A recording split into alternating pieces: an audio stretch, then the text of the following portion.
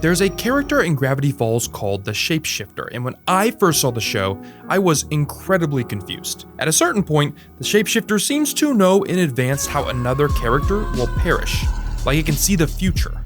And then this would happen nearly half a season later. It took me years until someone online posted a theory that finally made sense to me as to how it knew. And the answer is actually more about what makes the show so brilliant than it is about the Shapeshifter itself.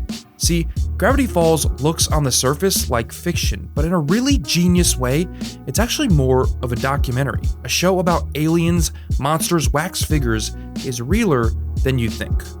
Welcome to a world of mystery! Alex Hirsch is also real and unique in that he always had a clear vision for his life and his art. In fact, he turned down DreamWorks head Jeffrey Katzenberg while still in school because he wanted to work for Disney.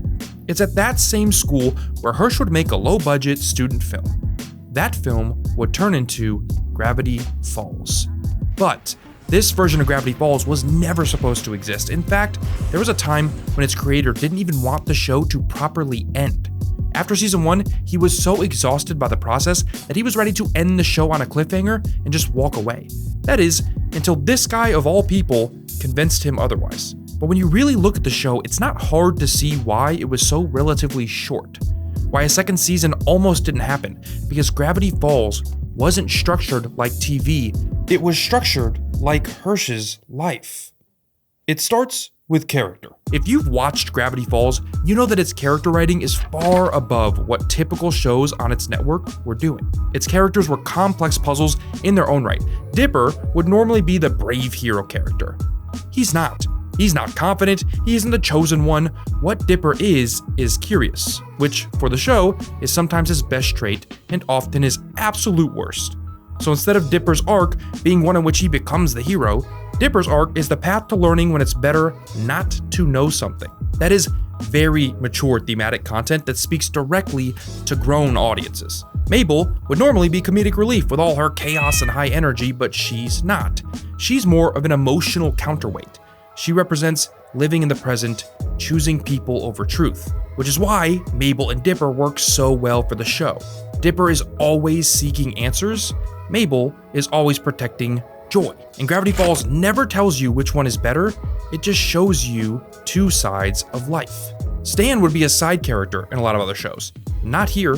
Here, he's the emotional core, and you'd only really know that if you watch the entire show. It lets you view Stan as funny, comic relief, and then slowly opens the journal to his character and pulls the rug out from underneath you. His character is so well written, it literally reframes the entire show, almost forcing you to rewatch it by the time you're done. If you know why this wax figure funeral isn't so funny anymore, then you know what I'm talking about, and you've probably finished Gravity Falls. Some people might say it's wrong for a man to love a wax replica of himself. They're wrong! Easy, Seuss. And this trend of complex personalities goes to the very top. The show's primary villain is the opposite of what most animation gives you. He doesn't want power, really. Instead, he just wants to oppose what the Pines family stands for. He stands for entropy, a word that here basically just means a lack of order, a breakdown of structure. The Pines are perfectly structured from a writing perspective, but also as a foil to this. They thrive on memories, relationships, and meaning, the three things Dipper, Mabel, and Stan cherish most. If this sounds very human, it's because it's all inspired by Hirsch's own experiences. Growing up with a twin sister, summer vacations to roadside attractions, Dipper is literally based on his memory of how it felt to be a kid, and Mabel on his own memory of his sister as a kid. That pet pig? Yeah, his sister really wanted that. Even Stan is based on Hirsch's grandfather named, you guessed it, Stan. Hirsch took the #1 rule of writing and applied it perfectly to his characters. Write what you know. But this is exactly where the genius gets weirder. Gravity Falls structure works so well because it was written kind of oddly. Sometimes I think, is this all there is? Is life just some kind of horrific joke without a punchline? One thing that Gravity Falls had that incredibly few shows do is it knew its beginning, middle, and end before the first episode ever aired. Most shows search for this as they go, and you can feel that, by the way. Gravity Falls was never meant to last forever. In fact, when Hirsch approached Disney and told them that season 2 would be the end, they agreed, but forced him to keep it a secret. The voice actors didn't even know the show was ending until they were recording the final script. Everything was precise. But on a normal animated show like Gravity Falls, writing would be straightforward. You have a floating timeline, so you think of a scenario and you plot that scenario from beginning to end. Obviously an oversimplification, but Gravity Falls didn't do this at all. Every second feels so necessary to the show because of this, because it was structured so precisely. Gravity Falls was 2 shows at once. Scenario or idea, the monster of the week Scooby-Doo structure, would come first. Then they go in and create dramatic structure. Show 1 and show 2. Once that's done, they'd write in a character-driven subplot, so that every episode felt like it was growing its characters no matter what. And then, dialogue would be written, and Hirsch himself would revise Dipper and Mabel's dialogue because he had a clear vision on what they'd sound like, because he was writing his very real self and his sister onto the page. So, where Scooby-Doo would be setting, then threat, hijinks plot A, hijinks plot B, reveal, and all is well, the world resets. Gravity Falls, like in season 1's The Hand That Rocks the Mabel, is existing world, threat, mystery plot A, character plot B, reveal, new world order. No reset, a new status quo. Everything matters, and every moment serves either character or mystery. And as Hirsch has discussed, that's how he felt growing up. However, there's one very important element of the show that changes how you watch it, really.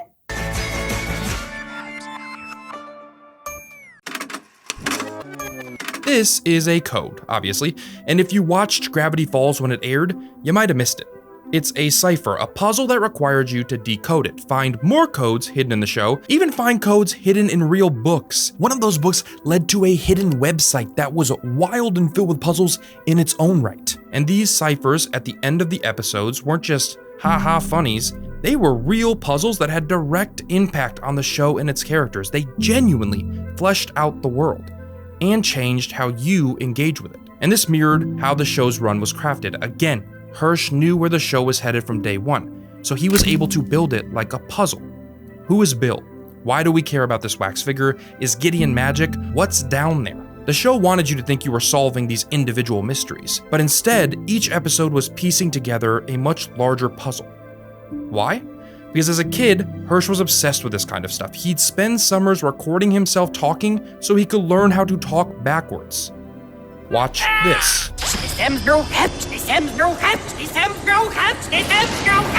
Now I'm going to play it backwards. It's backwards message, backwards message, backwards message, backwards message. Or take this in season 1. If you pause this moment perfectly, there's a code scribbled on the pipe. When decoded, it reads, Bill is watching. Or even this screen, which in the intro had a code that when deciphered reads, Stan is not what he seems, foreshadowing the entire show. These ciphers and the show's mysteries feel so core to the experience because they weren't tacked on. They were how Alex Hirsch viewed the world. And they were tiny, microscopic, individual examples of how much care went into the characters and their stories, their arcs, and the mysteries. It wasn't just a fun ARG thing, it was a message in itself about how to treat your art, how important it is to care about every little thing. What should I do? Roll him up and put him on my wall? Dude, we should rock, paper, scissors for him. Gravity Falls ended conclusively after just 2 seasons, and to this day, there are mysteries hidden in the show's 40 episodes that people still disagree on the meaning of. And that all brings us back, finally, to the shapeshifter. How did it know what it knew? Well, I could give you the long-winded explanation I saw online that finally got me to stop thinking about it, or I could tell you how I think the show would want me to see it. See, through all its mysteries and puzzles and whodunits, Gravity Falls is really about growing up and realizing that not every mystery should or needs to be solved. That not every adult knows or even needs to know what they're doing, but most importantly, that childhood and its feeling doesn't end. It just transforms. It shifts shapes. And you have to choose what you want that to look like. Alex Hirsch built one of the most brilliant shows I've ever seen that reaches everyone of all ages because he understood that message. He never forgot what it felt like to be a kid. And Gravity Falls doesn't want you to either. Leave this fantasy world. Let's beat Bill and grow up together. That is it for today's episode. If you enjoyed this one, press the like button down below. And I'm pretty curious, what animated show do you go back and rewatch the most? It could be from this era or any other era, but I am curious. Also, if you haven't yet done so, hit subscribe and that little notification bell down there. It helps a lot, actually. It just makes sure you're notified when something comes to the channel. And of course, this has been